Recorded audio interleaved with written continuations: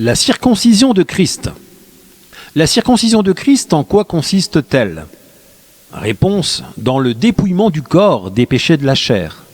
Oh là là, cela paraît difficile à comprendre. Pas du tout. Cela veut tout simplement dire que si Christ est en vous, vous n'êtes plus sous la puissance du péché. Et ainsi, vous n'êtes donc plus tenu d'obéir à ses convoitises. Vous n'êtes plus sous la condamnation.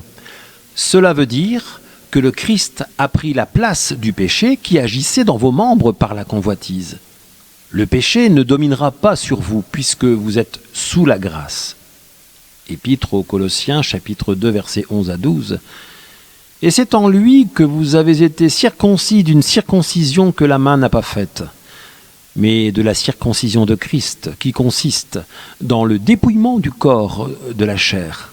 Ayant été ensevelis avec lui par le baptême, vous êtes aussi ressuscités en lui et avec lui par la foi en la puissance de Dieu qui l'a ressuscité des morts.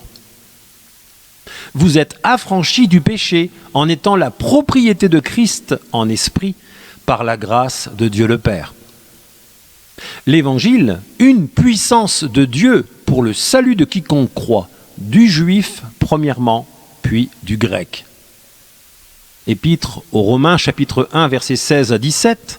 « Car je n'ai point honte de l'Évangile. C'est une puissance de Dieu pour le salut de quiconque croit, du juif premièrement, puis du grec. Parce qu'en lui est révélée la justice de Dieu par la foi et pour la foi, selon qu'il est écrit, le juste vivra par la foi. »